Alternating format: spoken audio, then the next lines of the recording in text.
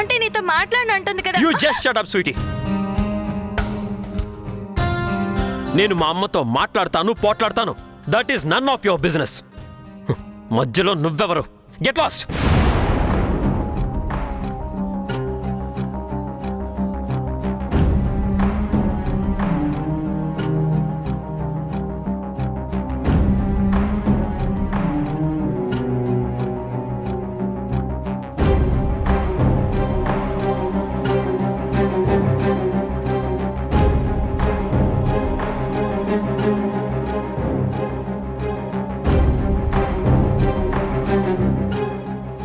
Sweety,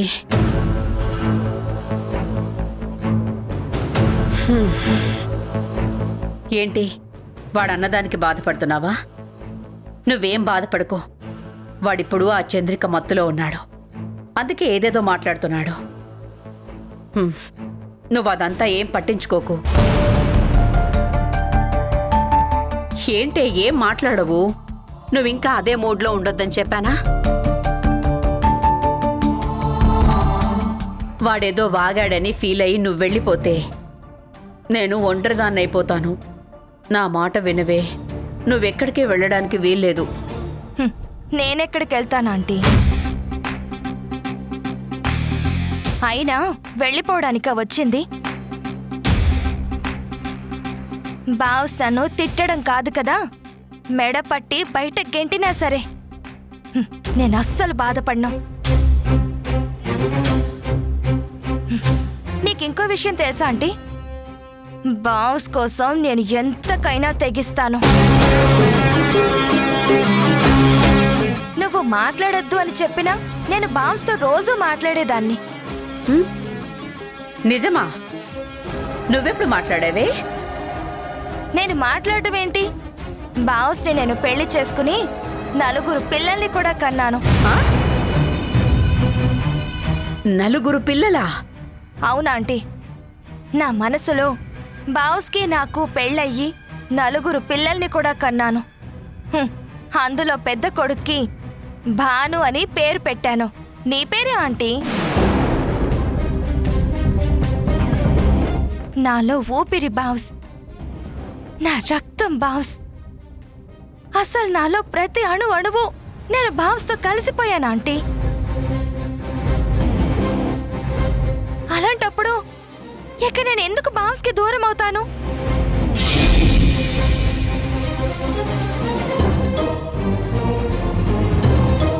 నీకింకో విషయం తెలుసా? నన్నిక్కడికి రమ్మని పిలవకపోయినా సరే నేనొచ్చి బాస్ని పెళ్లి చేసుకునేదాన్ని. నాకు బాస్ అంటే అంత పిచ్చి ఆంటీ. చిన్నప్పటి నుంచి నేను ఇంత ప్రేమిస్తూ ఉంటే ఈ చంద్రిక ఎవరు మధ్యలో వచ్చింది. నా చంద్రికకి భయపడి నేనెందుకు బాస్కి దూరం అవ్వాలి? అసలు నా బాస్ని నాకెవ్వరూ దూరం చేయలేరు. ప్రాణమైనా వదులుతాను కానీ బాస్ని మాత్రం వదులుకోను. ఎంత మంచి మాట చెప్పావు తల్లి. నిజంగా నువ్వు అలా చెప్తూ ఉంటే నాకు చాలా ఆనందంగా ఉంది తెలుసా. ఇప్పుడు నాకు కాస్త ధైర్యం వచ్చింది. నిజంగా నువ్వు వాడి మాటలకి బాధపడి ఎక్కడ వెళ్ళిపోతావేమోనని భయపడ్డాను. నేను వెళ్ళిపోవడం అంటూ జరిగితే ప్రాణం లేని శవంగా వెళ్లాల్సిందే తప్ప బావ్స్ని మాత్రం వదిలిపెట్టను ఆంటీ. ఒక్కరోజు తనకి భార్యగా బ్రతికినా నాకు చాలు. దానికోసం ఎన్ని మాటలైనా పడతానో, ఎన్ని అవమానాలైనా భరిస్తాను.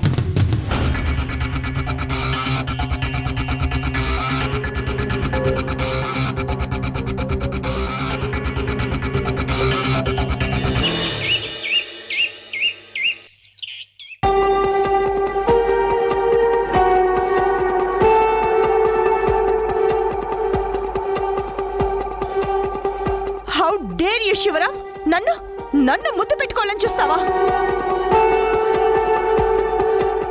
నేను పిచ్చిదాన్ని కాదు, మీ అందరినీ పిచ్చి వాళ్ళని చేశాను. దొరికారు, అందరూ ఇప్పుడు నా చేతికి దొరికారు. హ్మ్. ఇక ఒక్కొక్కరిని ఆడుకుంటాను చూడు.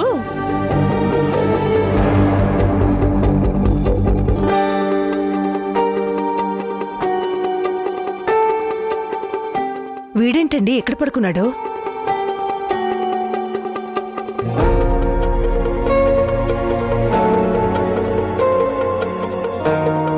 ఒరే శివ, ఎక్కడ పడుకున్నావేంట్రా? అవునమ్మా, రాత్రంతా ఇక్కడే పడుకున్నాను. అదేరా, ఎందుకు?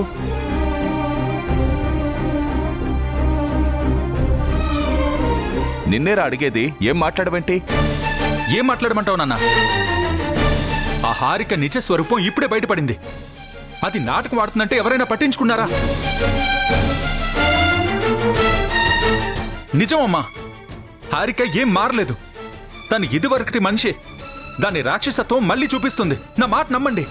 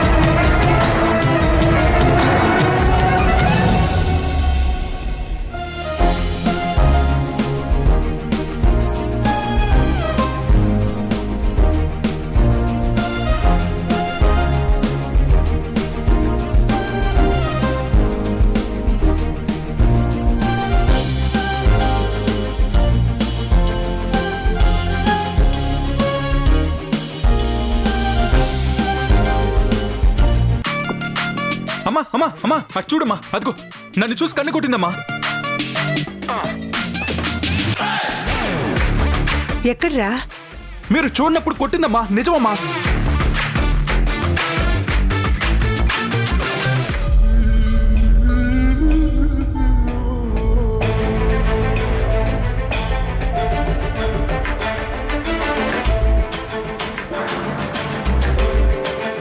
అత్తయ్య, మామయ్య, నన్ను దీవించండి.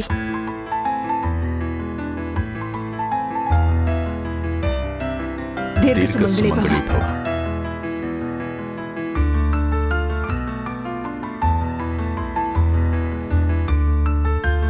యాండి, ప్రతిరోజు తులసి చెట్టుకి ప్రదక్షిణలు చేసి భర్త కాళ్ళకి దండం పెడితే మాంగళ్య బలం పెరుగుతుందని చంద్రిక చెప్పిందండి. మీరు కూడా నన్ను దీవించండి.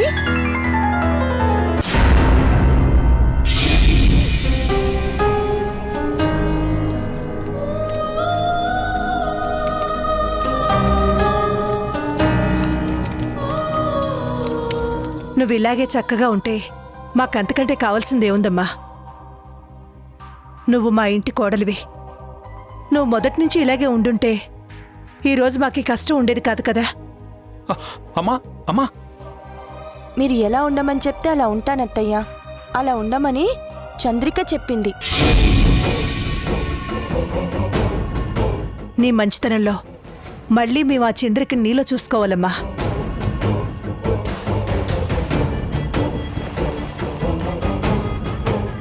రోజు ఇలాగే చక్కగా దేవతకి పూజ చేస్తూ అందరికీ తల్లో నాలుకలా ఉండమ్మా. నువ్వలా మారకుండా చక్కగా ఉండుంటే ఇంత దూరం వచ్చేదే కాదు. ఎవరూ ఇంటి కోడల్ని దూరం చేసుకోరు కదా.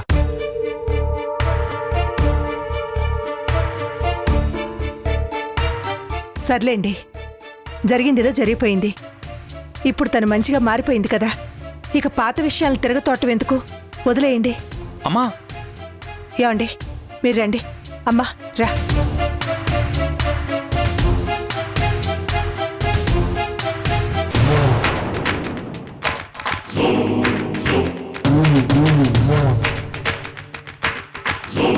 ఏంటి, నా గురించి కంప్లైంట్ ఇస్తావా?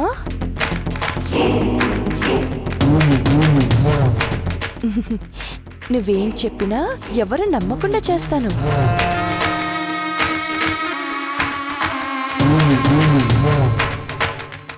ఇంతకాలం నాకు పిచ్చి పట్టినట్టు నటించాను. ఇప్పుడు నీకు నిజంగానే పిచ్చి పట్టించేస్తాను.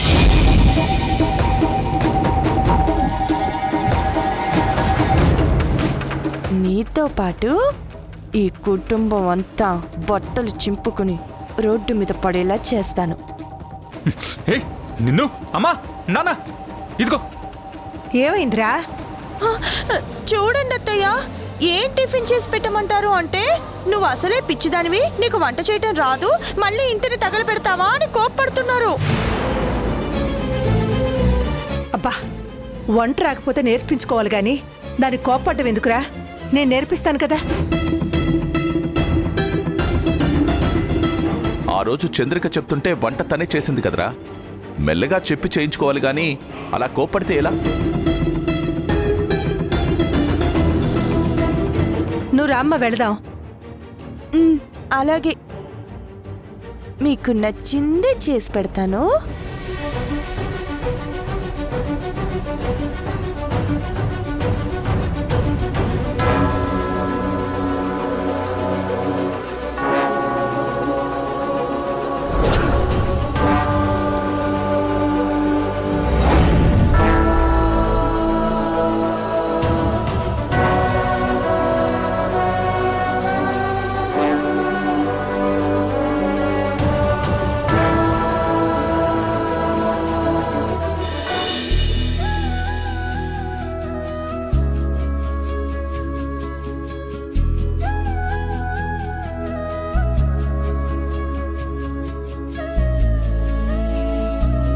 చంద్రిక, నీతో మాట్లాడాలి.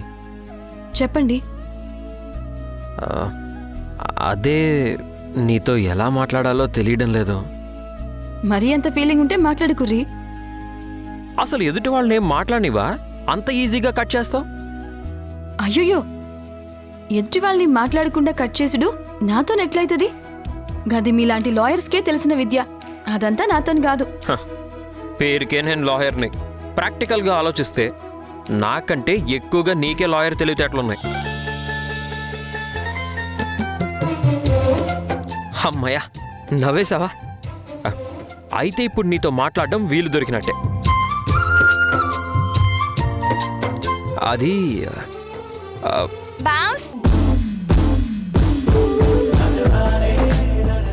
కమాన్ బాస్, కమ్.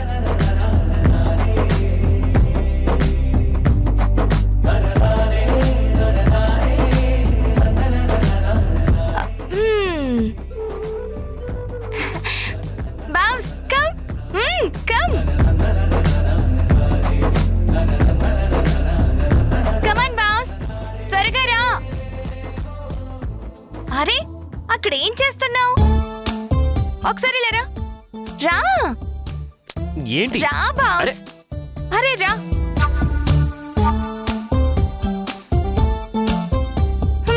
నువ్వు పోర్ట్రైట్స్ గీయడంలో సూపర్ అంట కదా. రా, వచ్చి నాకు ఓ పోర్ట్రైట్ గీ. స్వీటీ, ఇప్పుడు నాకు మూడ్ లేదు. మూడ్ లేదని అలా మూడీగా చెప్తే ఎలా? నీకు మూడ్ ఎలా తెప్పించాలో నాకు బాగా తెలుసు.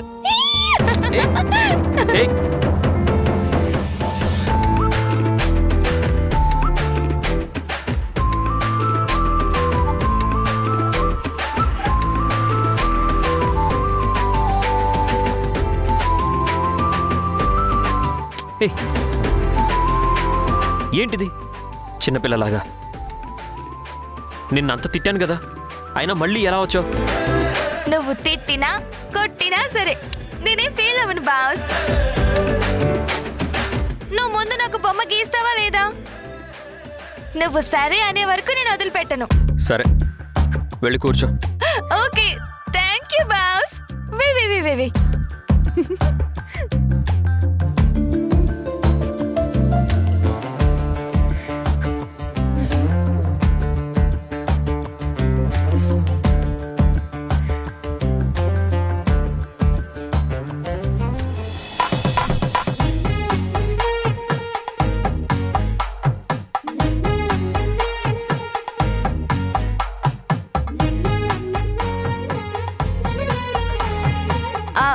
బాస్ ఎలా పోజ్ ఇవ్వాలో చెప్పు. ఏ ఫోజు అవసరం లేదు, కాసేపు అలా కదలకుండా కూర్చో చాలు. బాస్ నీకు టైటానిక్ సినిమాలో హీరోయిన్ కి హీరో ఇలాగే బొమ్మ గీస్తాడు, నీకు గుర్తుందా? పోనీ నేను అలా ఉండునా? నువ్వు కాస్త నోరు మూసుకొని కూర్చుంటావా?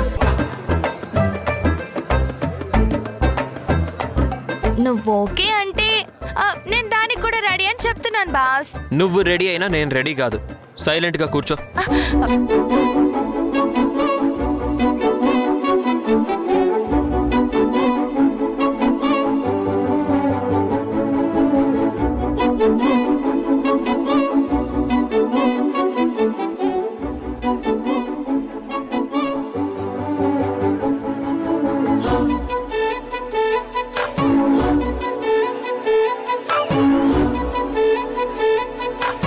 బాస్ అయ్యిందా? కదలకు. కదిలా ఉంటే బొమ్మ చెడిపోతుంది.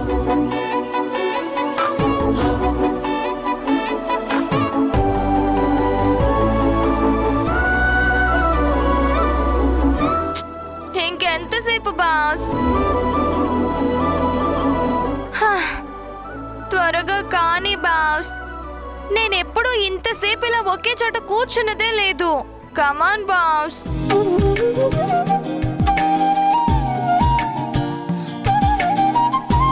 బాస్ అయిపోయిందా? ఏంటే ఏం చేస్తున్నావు?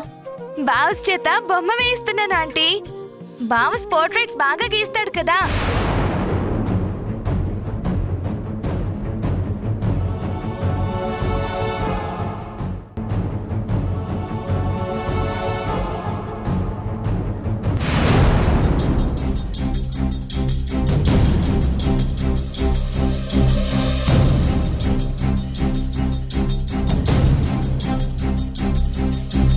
వాడు బొమ్మ వేస్తాను అంటే నువ్వు సరే అన్నావా? వాడి మాటలు నువ్వు నమ్మావా? ఏమో ఆంటీ. రా చూద్దు గాని.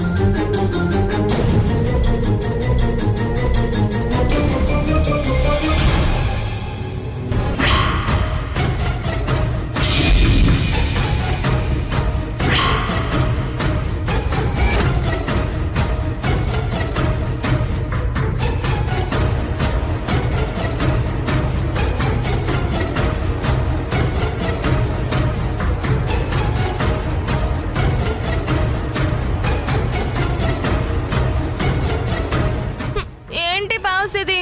ఇంతసేపు నన్ను ఇక్కడ కూర్చోబెట్టి ఆ చంద్రిక బొమ్మ గీస్తావా?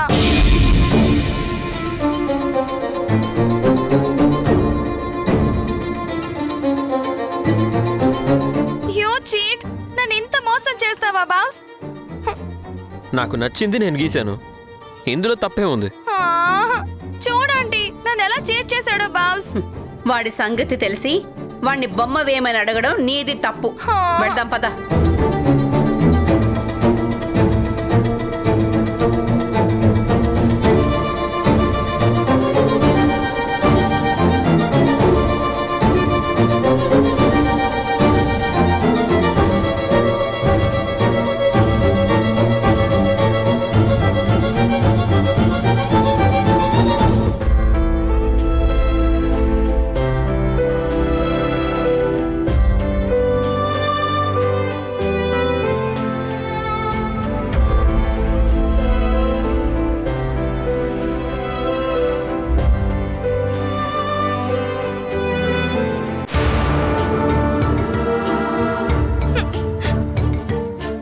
స్వీటీ ఎందుకు ఏడుస్తున్నావు? ఇప్పుడు ఏమైందని? ఇంకా ఏం కావాలి ఆంటీ? బాస్ నన్ను ఎంత ఫోన్లు చేశాడో నువ్వే చూసావు కదా. ఎదురుగా నన్ను పెట్టుకుని పెయింటింగ్ వేస్తానని ఆ చంద్రికాని పెయింట్ చేశాడు. మరి నాకెలా ఉంటుంది ఆంటీ? దీనికి ఏడుస్తారా పిచ్చి పిల్ల? ముందు కన్నీడు తుడుచుకో. నువ్వు ఏడుస్తున్నావని తెలిస్తే వాడు ఇంకా ఏడిపించాలని చూస్తాడు తెలుసా? ఎవరైనా అలా చేస్తారా ఆంటీ? వాడు చేస్తాడు. ఎందుకంటే ఎదుటి వాళ్ళ బలహీనత మీద ఫైట్ చేయటం, ఎదుటి వాళ్ళని మానసికంగా డౌన్ చేసి గెలవడం అనేది వాడికి చిన్నప్పటి నుంచి నేను అలవాటు చేసిందే. ఈరోజు నా మీదనే ప్రయోగిస్తున్నాడు. నువ్వు ఏమాత్రం బాధపడినా, ఇలా కన్నీళ్లు పెట్టుకున్నట్టు తెలిసినా సరే వాడు ఊరుకోడు. నువ్వు వాణ్ణి గెలుచుకోవాలి అంటే మార్గం ఇది కాదే పిచ్చిదానా. అయినా నన్ను ఎదురుగా పెట్టుకుని అలా ఎలా చంద్రిక బొమ్మ గీశాడా ఆంటీ? నీకిది కొత్తేమో. నాకు ఆల్రెడీ ఒకసారి షాక్ తగిలింది. ఇలాగే నేను నా బొమ్మ గీస్తున్నాడు అని కూర్చుంటే అప్పుడు కూడా ఆ చంద్రిక బొమ్మే గీశాడు. ఆ రోజు నేను నీకన్నా ఎక్కువ బాధపడ్డాను. కాకపోతే నీలాగా నేను కన్నీళ్లు పెట్టుకోలేదు. అదే నీకు నాకు తేడా. ఎదురుగా ఉన్న మనిషి బొమ్మ గీయకుండా ఎక్కడో ఉన్న చంద్రిక బొమ్మ గీశాడు అంటే దాని ఫోటో ఆ క్యాన్వాస్ మీద కాదే, వాడి గుండెల్లో ముద్రించుకున్నాడు.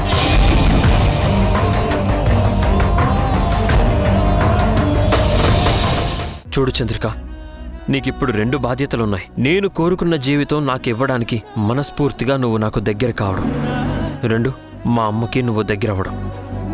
మరి నా ప్రేమని బతికించి జీవితాన్ని చంపేస్తావో, లేక ప్రేమని జీవితాన్ని పండించుకునే అవకాశం ఇస్తావో, అంతా నీ చేతుల్లోనే ఉంది.